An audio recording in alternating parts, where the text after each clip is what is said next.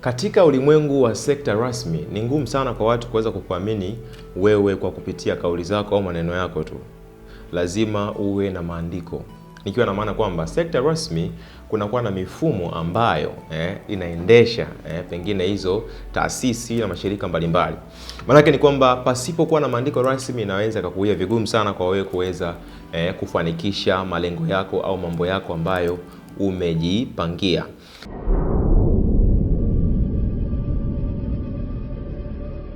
Habari za wakati huu mwanafamilia wa Success Path Network. Each one teach one. Naitwa Kalungu Psychomotive. Leo nitakwenda kukujuza kuhusu hatua 4 za uandishi wa andiko la mradi, mradi wa biashara au pengine la udhamini fulani. Naamini katika maisha yetu ya kila siku tunahitaji kuweza kuandika. Na sio kila mtu anaweza kuandika. Kuna watu ambao wanawahitaji watu ambao ni waandishi, wawasaidie kuweza kukamilisha baadhi ya vitu vyao au pengine kuyaleta mawazo yao katika hali halisi au maisha halisi. Sasa kuna uandishi wa maandiko ya miradi. Zipo changamoto nyingi sana ambazo watu wanakutana nazo. Mimi wanazungumza kitu ambacho wanafanya. Kwa sababu nimeandika sana maandiko mengi. Nimeandika sana concept ideas, business plan, sponsorship na zikafanikiwa. Kwa hiyo nataka leo ujifunze tu angalau hatua 4 zitakazo kusaidia wewe pengine kuweza kukamilisha huo mpango ulionao. Sasa kuna hatua 4. Hatua ya kwanza, lazima kwanza wewe mwenyewe binafsi uwe na wazo. Wazo ni utajiri, wazo ni pesa, lakini wazo ni ukombozi. Kuna watu ambao kazi yao kubwa ni kuwaza na kuweza kuwasilisha mawazo yao katika taasisi fulani. Kitengo cha ubunifu. Kuna mashirika ambayo ni makubwa sana. Kwa mfano nakumbuka kuna kipindi fulani niliwahi kwenda makao makuu ya Vodacom.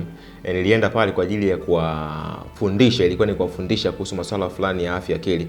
Lakini baada ya kufika pale sikufanikiwa kuweza kupata nafasi hiyo, lakini waliniambia inabidi tukuweke katika kitengo cha ubunifu, kitengo cha ubunifu vijana, uje na mawazo ubunifu. Unaweza kuona namna gani ambavyo pia baadhi ya taasisi kubwa zinathamini sana mawazo tu, kwamba lazima uwe unakuja na mawazo ubunifu kwa ajili ya kuweza kuhakikisha kwamba wao wanakuwa on peak, wanapata high trafficking na coverage ya kutosha.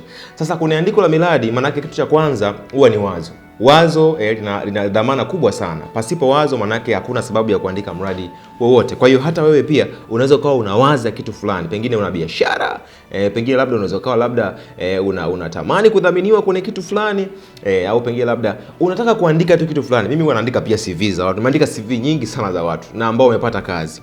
Kwa sababu hiyo ni kazi yangu mimi.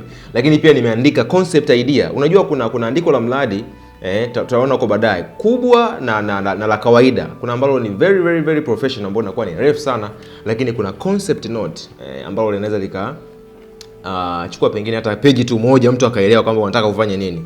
Sasa katika yote hiyo ni hatua ya kwanza. Kwanza lazima uwe na hilo wazo, kwa sababu wazo ni pesa, wazo ni fedha, lakini pia wazo ni ukombozi. Lakini jambo la pili, lazima uje na mpango. Sasa huu mpango maana yake ni kama kiini au kitovu cha hilo wazo ambalo mtu anakuwa amekuja nalo, kwa sababu tunaamini mpango sasa ndio kama kiini pekee katika idea husika ambayo mtu amekuja nayo.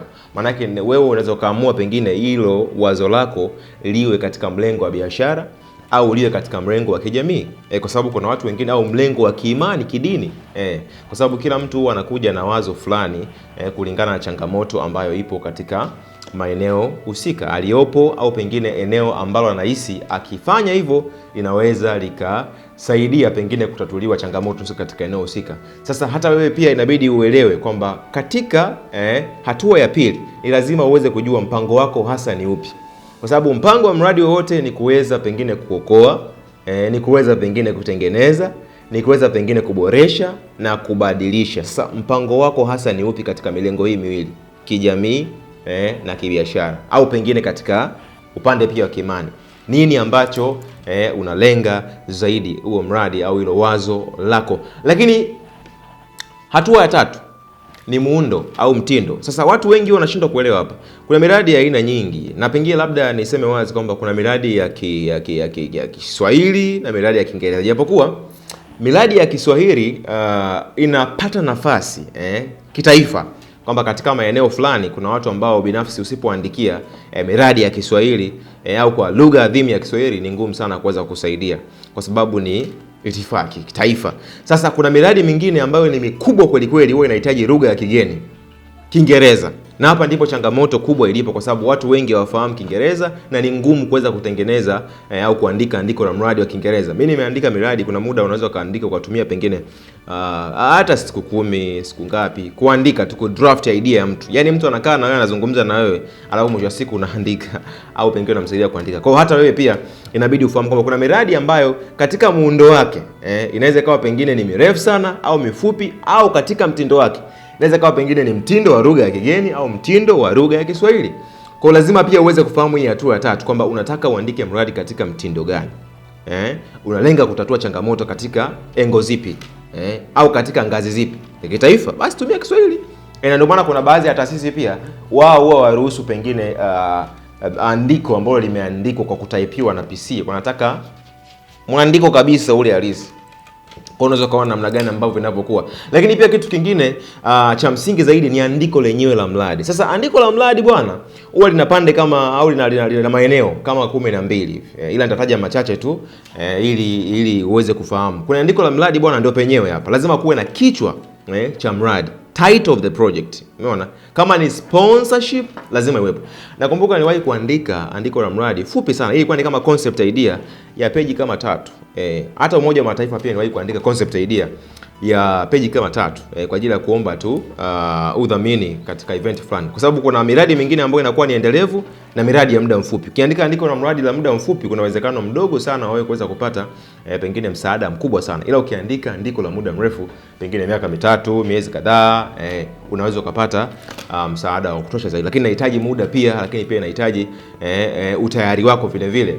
Sasa katika hatua hizo 4, katika hii hatua ya 4 sasa ndani yake vipengele hivyo kama 12, ila nataja vichache tu, nikianza na hiyo ya kwanza ambayo ni kichwa cha mradi. Lakini pia kuna muhtasari wa mradi, uelezee muhtasari wa mradi unazungumzia nini. Lakini pia jambo la pili, lazima pia uweze kuelezea utangulizi kwamba nini kitafanyika.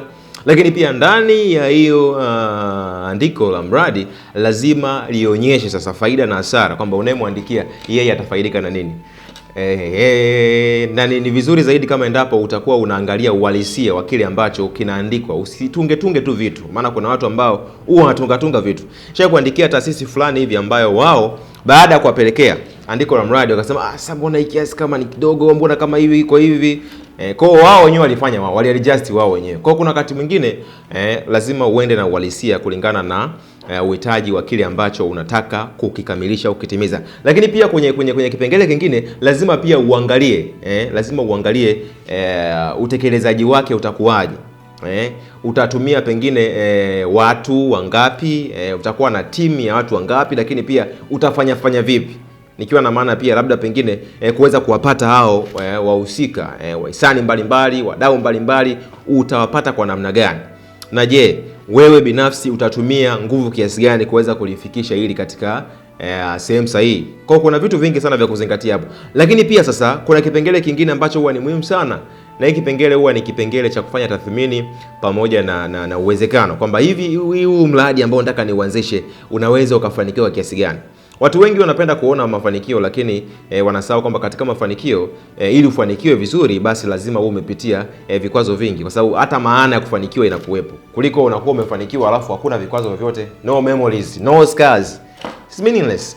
Lazima uwe angalau na kumbukumbu ya vitu kadhaa ambavyo umevifanya na vimekujenga na kuweza kufanya uwe hivyo ulivyo leo. Hiyo ni muhimu sana, kwa sababu pasipo hivyo inakuwa ni changamoto sana. Lazima sasa ujue tathmini ya huo mradi husika, lakini pia lazima uweze kujua uwezekano wa mradi wenyewe, ili mwisho wa siku utakapokuwa unafanya basi uweze kufanya katika namna halisi kulingana na uhalisia wa kile ambacho unakitaji. Na jambo la mwisho ni budget. Lazima pia uangalie budget. Kwamba budget ni kiasi gani. Watu hapo ndio wanatoa macho kweli. Nakuta mtu sehemu zote hajasoma wanaangalia hapa. Na hata mashirika au mataasisi mengine hayo waga wanaangalia mwishoni kwamba huyu anataka kiasi gani. Sisi tuna budget ya kiasi gani? Tutamsaidia shilingi ngapi? Tutanufaika na nini? Baada ya hapa nini kitatokea? Matokeo yatakuwaje? Itakuwaje? Yaani wanachotaka wao ni kuweza kuona formalization. Kuona mfumo. Yaani urasmi ule, urasimishwaji. Waone kabisa kwamba hiki kitu bwana kiko fomo. Na ndio maana ni vizuri kama endapo wewe una taasisi, una shirika, una kampuni, ni mwanafunzi au pengine kuna watu ambao wazazi wao wamewambia tafuta wazo. Alafu ukishatafuta wazo, nitafute nikupe hela. Hawajui hata kuandika wazo lenyewe. Kwa hiyo changamoto sana. Kwa hiyo ni changamoto kwa watu wengi sana. Sasa kwa namna hiyo, kama wewe endapo una shida ya kuandika aidha barua, official letter, kwa sababu kuna makampuni pia ambayo hayawezi kuandika, ambayo yanaanza machanga, startup, hawawezi hata kuandika template header ya barua, kitu ambacho ni changamoto sana. Company profile, concept note, work plan na vitu vingine vyote, basi naweza tukawasiliana ili kusaidia uweze kujua namna sahihi ya kuweza kudraft hizi taarifa, ili mwisho wa siku usikwame. Na pengine kama endapo wewe unahisi labda umejifunza kitu katika somo hili leo, basi unaweza comment hapo chini. Naitwa Kalungu Psychomotive. Unaweza ukanifollow Instagram Kalungu_Psychomotive, Twitter Kalungu Psychomotive, Facebook Kalungu Psychomotive, LinkedIn Kalungu Psychomotive. Lakini vile vile unaweza pia ukanipata kupitia namba yangu ya simu ambayo ni 07 55 25 6039. Lakini pia kitu cha msingi zaidi, unaweza kutembelea tovuti yetu mpya ya www.swahilivoiceovers.com ili uweze kupata ofa ya matangazo mbalimbali kuhusu hicho ambacho unakifanya. Itakusaidia sana baadaye. Unajua bwana, matangazo ni kama uwekezaji. Kwa uwekeza kwanza ili matokeo uweze kuona baadaye. Sio mtu ambaye unatamani kuona matokeo ya ghafla moja kwa moja, itakutesa sana. Asante sana Mr. Obeli nyuma kamera. Tukutane tena mpaka wakati ujao. Subscribe on YouTube channel, lakini pia share content ili watu wengine waweze kujifunza zaidi. Asante.